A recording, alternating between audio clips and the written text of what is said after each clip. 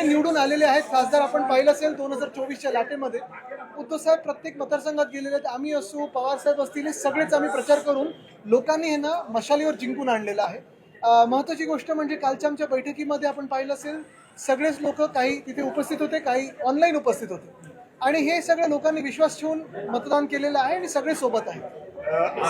फक्त आदेश पाळला तुम्ही ऑनलाईन कुठून आलं याचा अर्थ त्यांची चलबिचल चालू अरे दिसते. पण ऑनलाईन येणं चुकीचं काय? जर कोणाचा त्रास असेल हा ओमराजेंशी काल आमचं बोलणं झालं होतं. ओमराजे हो, ते निंबाळकरांशी होतं ते ना पुण्यात online. होते. त्यांचं म्हणणं असं होतं की मुलाला ऍडमिट हो, केले खास बरोबर. मी गेलो नाही, पण मी नाराज नाहीये. मग बाकीचे खासदार काल रात्री आमची जी जिल्हा प्रमुखांची झूम कॉल झाला त्याच्यात सगळे होते. ओमराता तिथे बोलले सुद्धा त्या कॉन्फरन्समध्ये. आदित्यजी, काल ज्या बैठकीमध्ये उद्धव साहेबांनी काही इन्स्ट्रक्शन्स दिलेले आहेत त्यांना असं देखील इनपुट्स आहेत की काही लोक फुटू शकतात. आमदार जेव्हा फुटलेले 40 तेव्हा सुद्धा इनपुट होते, मात्र तरी देखील उद्धव साहेबांनी तेव्हा कुठेही प्रेशर टॅक्टिक्स केले नाही, कुठेही कुणाच्या फायली शोधले नाही करप्शनच्या. आता देखील तशीच परिस्थिती दिसते, कारण आपण वेगवेगळ्या राज्यांमध्ये बघतोय की काय परिस्थिती आहे. अनेक खासदार दिसत आहेत. हो, तर एक त्याच्या महत्वाचं आहे, आपण पार्श्वभूमीवर काय करताय? एक तृणमूल काँग्रेसबद्दल पाहिलं असेल 20 खासदारांनी वेगळा गट फॉर्म करण्याचा प्रयत्न केलेला आहे. ही सगळी एहसान फरामोश लोक आहेत. जिंकले ममता दिदींच्या नावावर आणि आता लगेच सरकार बदलल्यानंतर टुपुक टुपुक उड्या मारून पळतायत.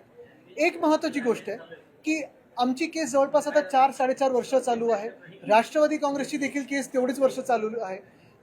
तसं पाहायला गेलं तर संविधानामध्ये ही खूप मोठी तरतूद आहे, मोठी घटना आहे की एखाद्या पक्षाचं फुटून चोरून कोणीतरी ते नाव चोरू शकतं, निवडणूक आयोग त्यांना सिम्बल देखील देऊ शकतं. ही खूप मोठी गोष्ट आहे. आमचं म्हणणं एकच आहे, आत्ताचे जे पूर्ण आदर ठेवून सांगतो सरन्यायाधीश आहेत त्यांच्या म्हणण्याशी आम्ही पूर्ण सहमत आहोत की justice delayed is justice destroyed.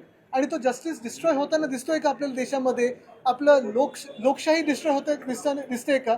मला वाटतं ह्याच्यावर पण आपण विचार करणं गरजेचं आहे. एक पक्ष किती वेळा बोलायचं त्याला काही फरक आहे की नाही? मला वाटतं मागच्या वेळी जी चूक झाली आपण पाहत असाल, रिव्हरफ्रंट डेव्हलपमेंटचा प्रोजेक्ट जो होता तो आपण विश्वास ठेवून लोकांनी पुढे जाऊ दिला. आता ती चूक दिसते. तर आता रिव्हरफ्रंट डेव्हलपमेंटवर आता आमची चर्चा झाली. एम्प्रेस गार्डन मध्ये घुसण्याचा प्रयत्न आहे त्याच्यावर आमची चर्चा झाली. बेताल टेकडीवर आमची चर्चा झाली. हे सगळं आहे. आदित्यजी, ज्यांना जायचंय त्यांनी खुशाल जावं असं मला देखील वाटतं उद्धव आपण एका साहेबांनी विषयावर म्हटलंय. जास्ती चिकटून न राहता नाही, नाही, सर. सध्या ऐका ना, मला तर बोलू द्या, पूर्ण तर करू द्या.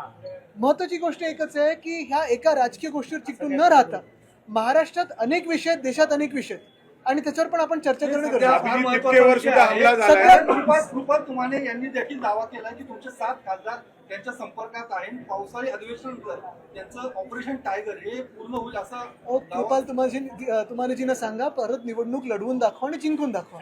मला वाटतं त्याच्यात जायचं नाही. मला ते कसे त्यावेळी पण जिंकलेत, कसा आम्ही प्रचार केला वगैरे त्याच्यात जायचं नाहीये. मुद्दा हाच आहे, मी तुम्हाला सांगतोय. ह्या राजकीय घडामोडी ज्या आहेत, पक्ष तोडण्याच्या, पक्ष फोडण्याच्या, कोण कुठे उड्या मारतंय, कोण काय होतंय, हे देशात सगळीकडे चालू आहे.